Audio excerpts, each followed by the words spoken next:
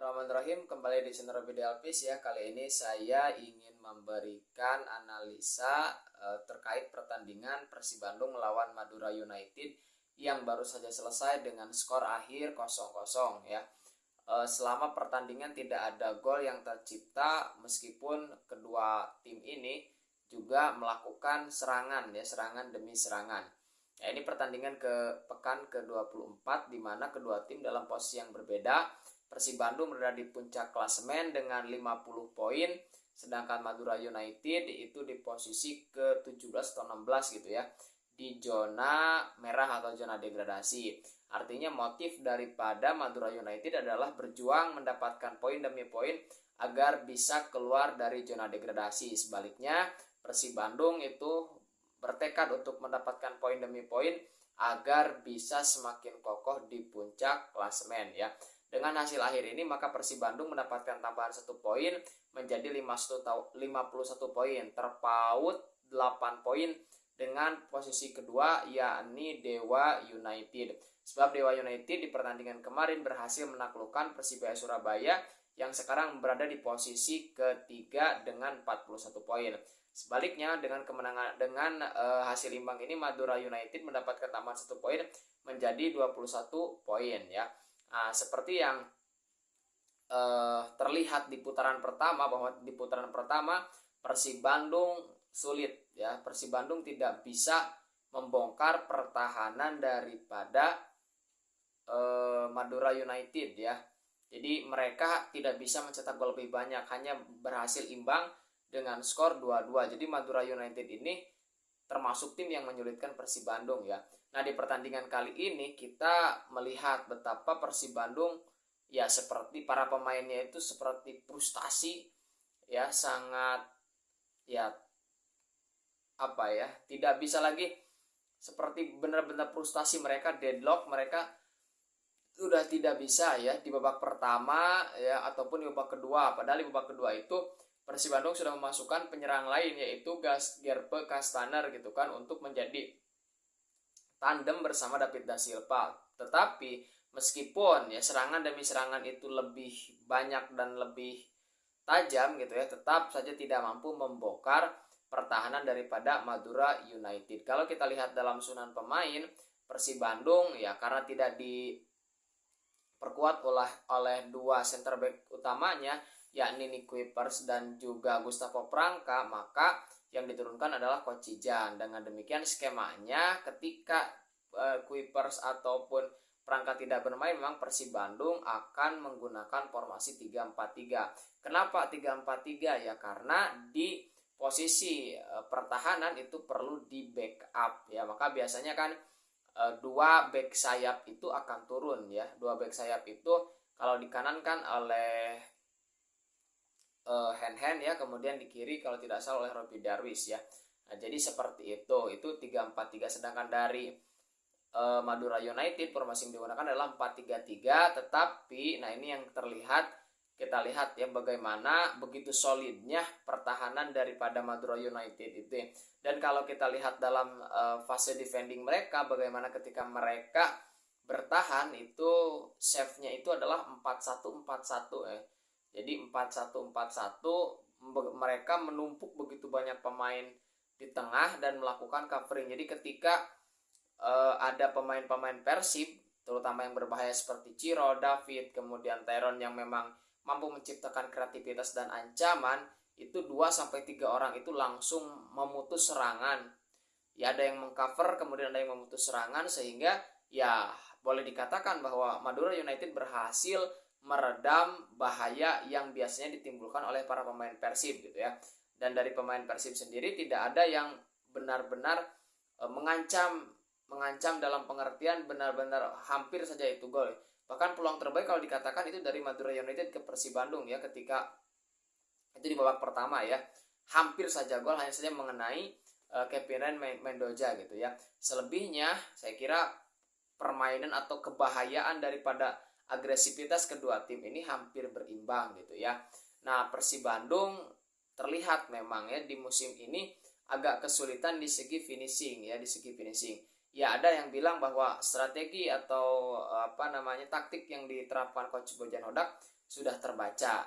Ya, bisa saja, tetapi kalau saya melihat bukan di sana gitu, tetapi ada Persib selalu kesulitan ketika menghadapi tim yang bertahan total. Jadi kreativitas untuk membongkar pertahanan lawan itu ya bukan kurang ya, tapi masih begitu belum setajam biasanya gitu ya. Nah, kemudian yang kedua masalahnya adalah bagaimana Persib memang harus diakui itu mengandalkan kolektivitas gitu ya. Kolektivitas. Nah, pada saat deadlock seperti itu, maka opsi yang dimunculkan ya, pilihan yang dimunculkan itu kalau pertahanan lawan itu begitu solid seperti pada pertandingan kali ini, maka biasanya kan opsi pertama itu adalah dengan melakukan kreativitas ya, jadi mengandalkan pemain-pemain kreativitas. Nah, pemain-pemain kreativitas yang dimiliki oleh Persib Bandung seperti David da Silva, Ciro Alves ataupun yang di tengah mereka yang ditempati oleh Tyron misalnya, itu berhasil diredam sehingga ya duel lawan satu lawan satu individual itu berhasil ditekan oleh tim Madura United.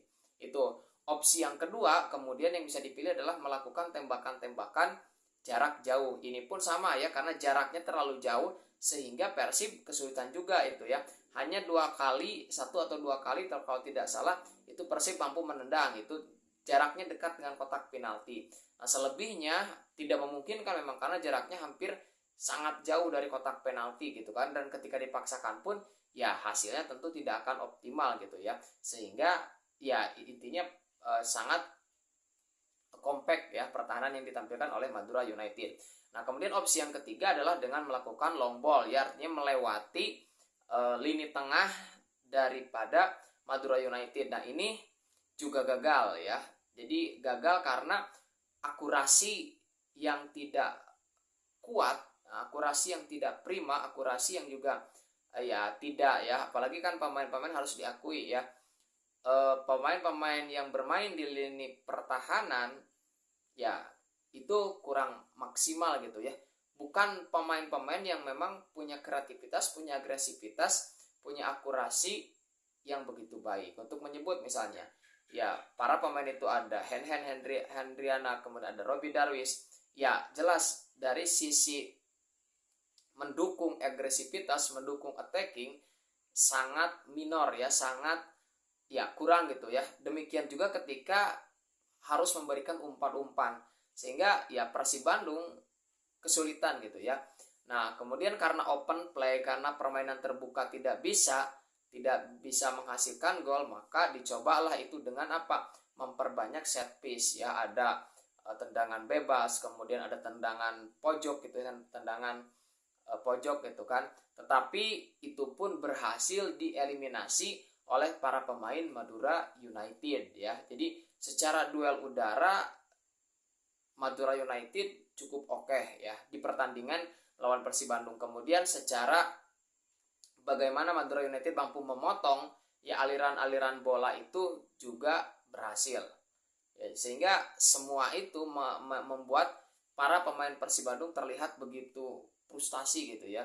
Tyron Delpino kita lihat, kemudian ya Ciro Alves itu terlihat begitu frustasi gitu ya. Mereka seperti kehilangan atau kehabisan akal untuk membongkar pertahanan daripada Madura United ya. Oke.